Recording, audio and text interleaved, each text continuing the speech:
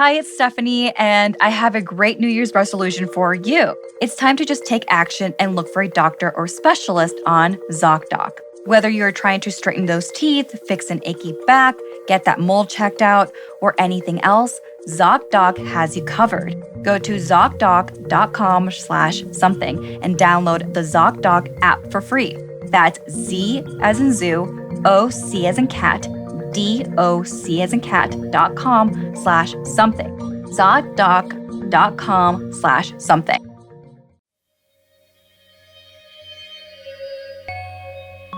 Hi, I'm Blair Bathory, and this is the Something Scary podcast.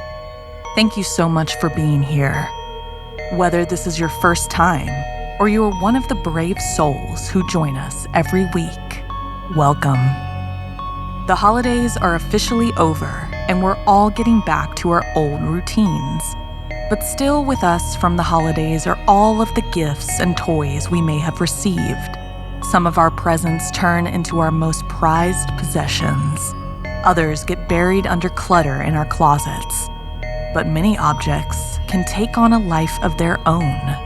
And if that trinket or toy doesn't like the way it's being treated, it will find a way to take revenge and get back at you. The toys will take over, and it won't be pretty. First, it's watching you, followed by a lucky talisman, then the sweet sound of death. Finally, in our featured story, the girl who won't die. So, wanna hear something scary?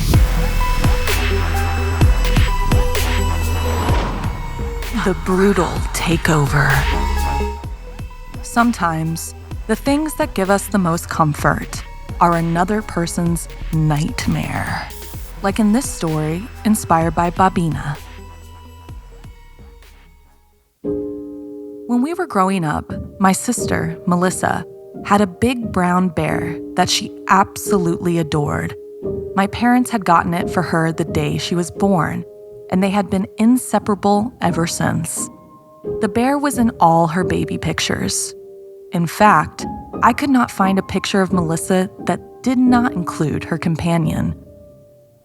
However, the bear always unsettled me. Maybe it was because of how lifelike it looked. It stood about 4 feet tall, colored a dark brown with very human-like brown eyes. Its mouth stuck in a small smile, and it wore a little red bow tie below its neck. Because my sister and I shared a bedroom, and since she refused to be separated from it, we would have to sleep with the bear in the corner. Each night, I always felt those beady eyes on me before I closed my own and went to sleep, watching, and not like it was guarding us. This always felt menacing. Although I had always felt a little unsettled about the bear, I never told any of my family members about it for the fear that they would paint me as being overdramatic. Also, the bear hadn't done anything out of the ordinary so far, hence I completely ignored its unnerving presence. It wasn't until the bear began to move that I became concerned. Every night, when my sister finished playing, she would place it in the corner of the room as she always did. But when we woke up in the morning, the bear was gone. We would either find it beside her bed, in the hallway, or outside my parents' room. One time, we had even found it in the sitting room on the couch with the TV on. My parents were very upset about this and blamed it on my sister, thinking she was playing tricks on them. "It isn't me," she would always yell back, close to tears. But my parents didn't believe her. They warned her that if she did not stop her pranks, they would take the bear away from her and donate it to charity. That day, my sister cried in her room for hours, clutching the bear tightly. "I don't want them to take you away," she screamed. "I want to be with you forever." She fell asleep, clutching the bear very tightly. In the middle of the night, I had woken up when I saw the bear was no longer on her bed. Unsettled, I rushed into the bathroom across the hall and shut the door. It was then I heard it.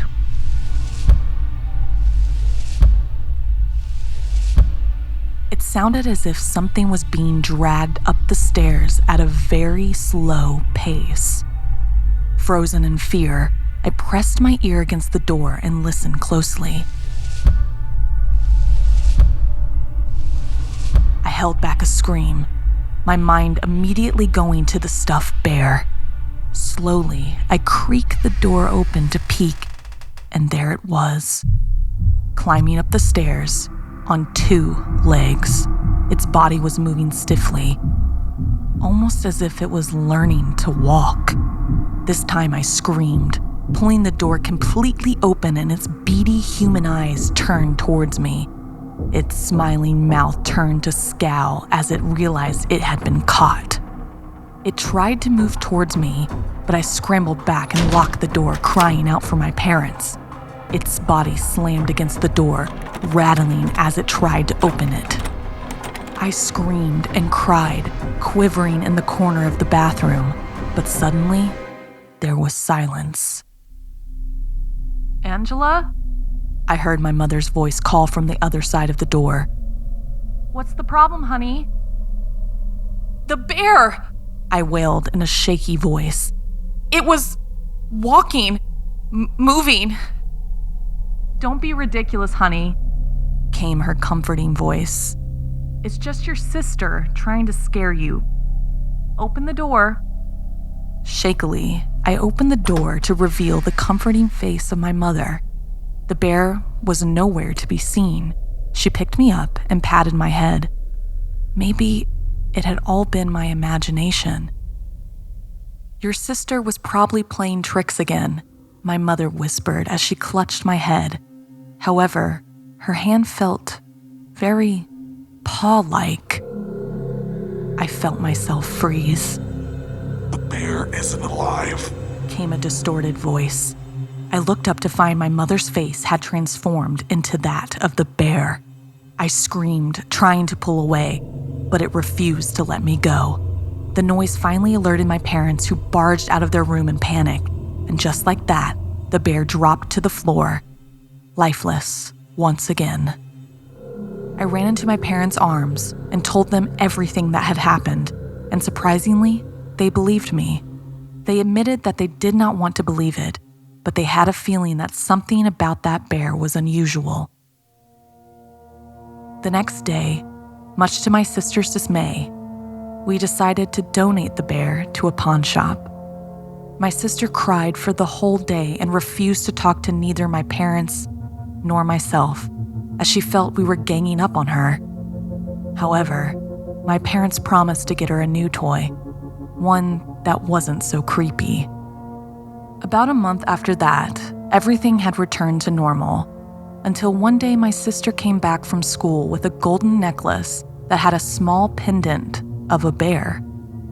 When asked, she said she found it on the doorstep outside our house. My parents had tried to take it off, believing she had stolen it, but every time we took it off, she fell gravely ill.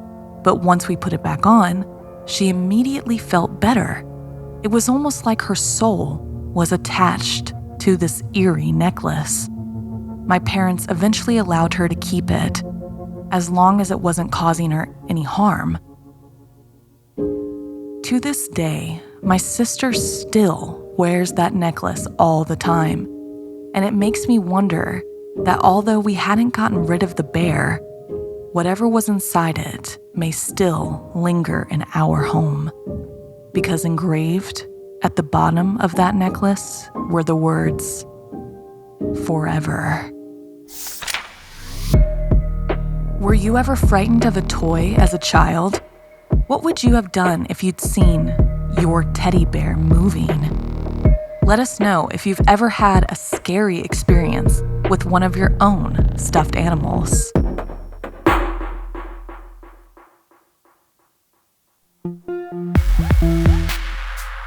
Superstition can be very powerful. Sometimes the faith and trust we put in an object can be a matter of life or death. As in this story written by Janine Pipe and inspired by Pat. Lydia looked at the doll. She felt a flutter of nostalgia, as always when she came across one of the small porcelain toys that her mom had collected and filled her childhood home with. But for the first time, she didn't also feel the icy fear in the pit of her belly. The thing about her mom's doll collection that had always scared her the most were the eyes. The horribly lifelike glass eyes which seemed to follow her everywhere and stare into her soul. That had been what caused her childhood nightmares. But this doll, well, it had no eyes, just two black, empty sockets. It should have made the toy even creepier and was no doubt the reason why, although it was an antique store, she had been marked down and put into the equivalent of a Walmart bargain bin. But to Lydia, she was unique and just needed a home. In fact, she would have been the perfect companion for her long drive home across the state. And she was. In truth, Lydia hated driving long distances on the freeway and only did so when absolutely necessary, like for work. She always suffered from anxiety before a journey. But with her new friend, that long, usually panic attack-inducing drive was not only bearable, but Lydia almost went as far to enjoy it. Since her nerves had calmed, she was able to listen to music and podcasts and was home before she knew it. She told her wife Maggie all about the doll, whom she had named Sauce. Maggie recoiled when she saw the ugly toy, but having spent years comforting Lydia whenever she got behind the wheel, if Sauce was going to be the talisman of hope, then she didn't care how freaky that eyeless thing was. And for months, Sauce became the talisman for Lydia, traveling with her whenever she took the car, not just for the long work trips either. Lydia would pop the doll in the passenger seat if she went to the mall, the gym, or even to visit with friends. And the whole time, she didn't even feel a tremor of anxiety about being in the car or on the road. Maggie wasn't as superstitious as her wife Lydia. She didn't believe the doll was doing anything other than making Lydia believe in herself, a self-fulfilling prophecy of not wanting to be debilitated by anxiety. Until the day there was an emergency. Lydia was home when she got a call from her sister, Tali.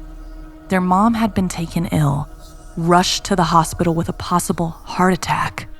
Lydia was very close to her mom, and Tali could hear the worry in her voice. "Hurry," whispered Lydia. Perhaps it was that warning. Hurry. Perhaps it was simply the unbridled worry for their mom. Whatever the reason, Lydia did indeed grab her keys and phone and hurried straight out of the house and into her car. She didn't have time to acknowledge the fear gripping her heart as she tore off towards the hospital, the anxiety ensuring she got there overriding the apprehension of driving without her lucky talisman, who she'd left on the coffee table in her rush. No one would ever know the real reason Lydia ended up in the pileup on the freeway. Whether she was distracted by the worry about her mom, whether she suddenly panicked, realizing she was driving in a rush hour without Sauce. Whatever the reason, she didn't see the truck pull out in front of her. The only saving grace was Lydia was the only fatality. Weeks later, Maddie was finally feeling brave enough to drive past the place of the accident and place some flowers at the side of the freeway. Lydia had been well loved, and there were lots of tributes left for her. But suddenly, amongst the cards and candles, she saw a doll. A doll she hadn't even thought about since Lydia's death.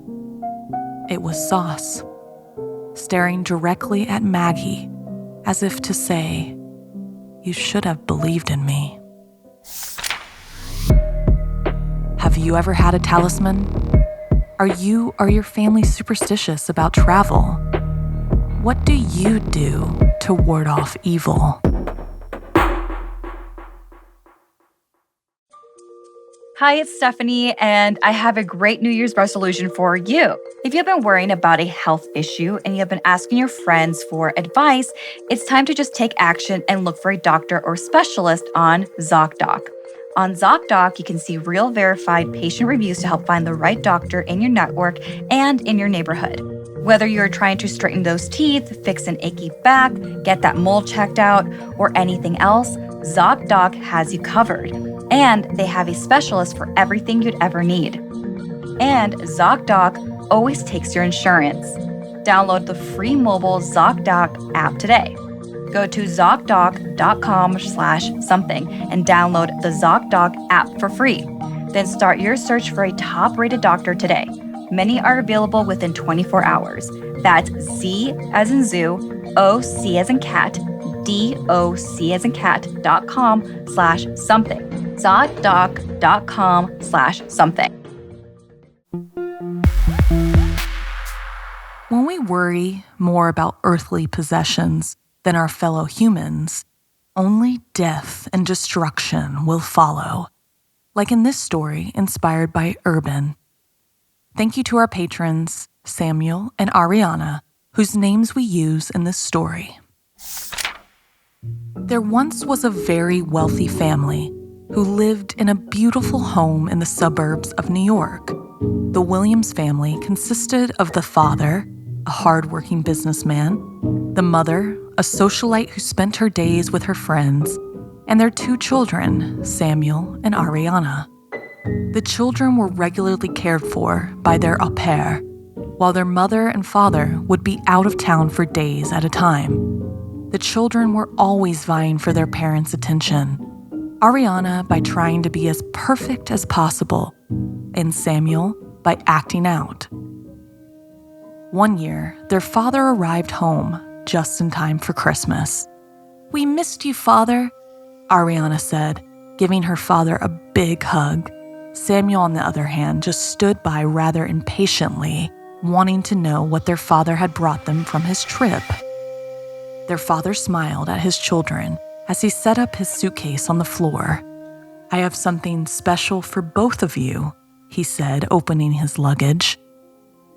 He reached in and pulled out a shiny brick red fire truck. Samuel excitedly grabbed the toy from his father's hands and right away started playing with it. "And for my precious daughter," he pulled out a single golden gilded rose. Ariana gasped and happily took the flower from her father with a big smile and a thank you. Off to the side, Samuel looked to his truck and back to his sister's rose. Suddenly, the truck didn't seem as cool or expensive. Sometime later, they were back to their old routines, barely supervised, while their parents were away. Samuel found his sister in the music room playing the piano with her gilded rose by her side. Dropping his fire truck, he stormed over to Ariana and held out his hand. "I want to play with the rose. Give it to me," he demanded. "No," Anna said, clutching the rose to her. Samuel snatched his truck and stormed off in a huff.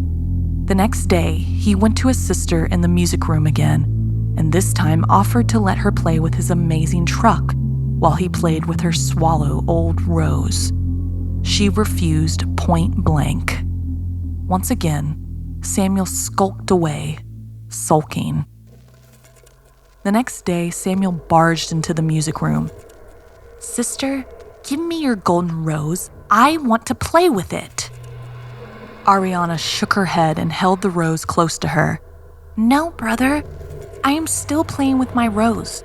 You have your fire truck." Samuel got so angry he pushed his sister hard. Her head hit the corner of the piano and she fell to the ground.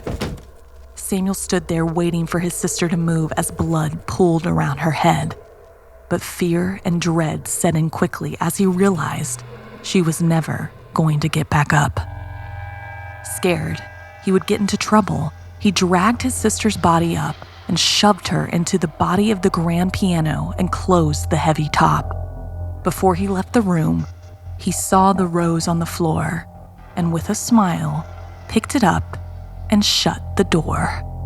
Soon, the nanny came to gather the children for dinner. She asked Samuel where Ariana was. He told the nanny that Ariana said she was going outside to play. Not long after, the nanny came back racing inside to call their parents. Search parties were called, but no one could seem to find Ariana. It was as if she had completely vanished.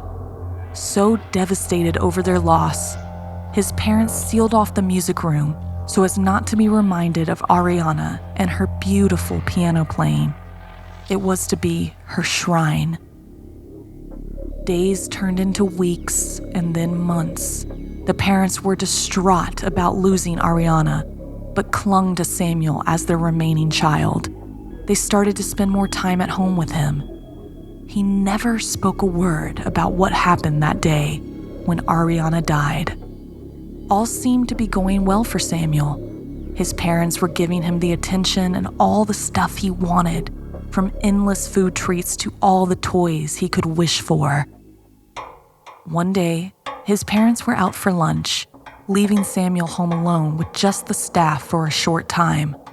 Samuel was in his room playing with his fire truck and now had the gold rose sticking out of the top of it. Suddenly, he heard a melody from the piano floating in the air. Then he heard the words, "Brother, brother, where are you?" The voice was sweet, as if it was mixed in with the notes of the piano. It sounded like his sister's voice. He snatched up the rose and held it close as he started to head for the stairs. Then it came again as he descended the wood steps. "Brother, brother, where are you?" Samuel clung the rose to his chest as he reached the bottom of the stairs. Heading right to the music room, he pushed open the doors to the room and pulled down the plastic wrap that sealed it off. He was slammed with a putrid smell, the stench of a decaying body. While gagging, he looked around. He could not see Ariana anywhere. "Sister, where are you?"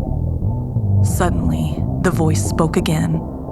"Brother, brother, here I am." Suddenly, the ghoulish form of Samuel's sister leapt from the body of the grand piano, grabbed her brother, and dragged him in with her, wrapping the wires around his neck, leaving the gold rose laying there on the floor alone. Have you ever wanted something so bad you did something terrible to get it? Was it worth it in the end?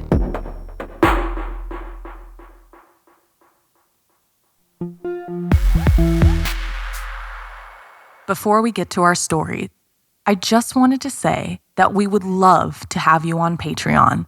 We are primarily advertising dependent, but we would all like to be able to do fewer ads, and you can help make that possible by becoming a patron. Visit patreon.com/snarled. In our final story, join my co-host Stephanie as she tells the tale of a Japanese urban legend, and now animated over on our YouTube channel. The Meninji Temple in Japan now houses the haunted doll Okiku. This story is inspired by the legend of the creepy doll. In the early 1900s, the seaside town of Japan was a well-known hub for world travelers. Visitors could find all types of strange and unusual goods in the marketplace. And that is where this particular nightmare began. 17-year-old Ekichi Suzuki was determined to find the perfect Christmas present for his baby sister. Just minutes before his boat was to take him to Hiroshima, he saw it. The most beautiful porcelain doll he ever laid eyes on. In a glass case, standing 20 inches tall, she had shoulder-length hair that was done up in a traditional okappa style. Her piercing black eyes drew him in. With seconds to spare, The exchange was made, and the proud big brother was on his way home with the perfect present. On Christmas Day, Ekichi presented the gift to his 2-year-old sister, Okiku. She was immediately infatuated. It wasn't long before Okiku dismissed all other toys in favor of her doll. She even named the doll Okiku after herself. When her brother asked her why she gave the doll her own name, she replied, "Because I am her, and she is me." The two Okikus began to look alike. Their hairstyles and outfits often matched. People would find Okiku speaking to the doll as if the doll was speaking right back to her. But as Okiku got older, her interest began to change. She began to forget her doll. Not all the time, but just often enough that strange things began to happen. There was this one time Okiku went to a friend's house and left her doll at home. When she returned to her house, her bedroom had been ransacked. Another time, Okiku forgot to bring her doll to a sleepover. When she fell asleep, Okiku had terrible nightmares that a doll was following her with a torch. The next morning, Okiku returned home to find a small fire had occurred in her bedroom. Okiku stayed clear of the doll. It wasn't long after that Okiku became sick, contracting what appeared to be yellow fever, a debilitating disease that infected so many people at that time. Luckily, Okiku's doll was right by her side. Being bedbound due to the illness, the two became inseparable again. The house staff couldn't even take the doll out of Okiku's hands to change the bedding. The child and the doll were constantly attached to one another. Whispers began swirling among the household that its black eyes were turning the same emerald green as Okiku's. Its cheeks were flushed like a human's, and one of the servants swore the doll had blinked. But Okiku just held on tighter as each day passed. Then one morning, Ikichi stopped by his sister's room. He opened the door to find her in her bed, eyes wide open and eyes black. Her body was ice cold. He tried to resuscitate her, but it was no use. What stood out was how tightly her doll was holding on to her. It made him feel uneasy, but grateful Okiku didn't die alone. The family was determined to bury the doll with Okiku, but circumstances and governmental oversight prevented this last act of kindness. They needed to find another place for it. The doll sat on the family's altar so they could pay tribute to her. Weeks went by, and they noticed the doll's hair looked like it was growing. Eventually, the doll's hair reached its waist. Then, other strange things began to happen. The lights would flicker, doors slammed, and the doll would randomly move about the house without anyone's aid. At first, this gave them comfort. They believed it was Okiku paying a spiritual visit. But then everyone began having nightmares. The morning after another sleepless night, Okiku's mom took a tumble down the stairs. She survived, but swore she had been pushed by the doll. Now, if she actually was, or if she just blamed the doll for her lack of sleep, it no longer mattered. Either way, the doll needed to go. Ikichi tried to burn the doll at his mother's request, but its resemblance to his sister was too strong. He couldn't harm her. Instead, he went to the shamans. They agreed to take the doll and observe it. There was no denying her hair grew and grew. After trimming it, they sent a lock of the doll's hair to be tested. The results were shocking. The doll was growing human hair. But when Ekichi returned to the shaman, Okiku had vanished. A year later, the seaside town of Sapporo had not seemed to change much. It was still packed with people collecting souvenirs and trinkets, hoping to take a little piece of Japan on their journey. And tucked away in the back of a shop, inside a glass case, stood a beautiful doll. 20 inches tall, with raven black hair. The bell to the door rang, and in walked a father with his young daughter. It only took a moment before her eyes met with the doll, and an exchange was made. Soon, the child was traveling back home with a new companion. She swore the doll had smiled. Her father was pleased because his usually reserved daughter had a new playmate.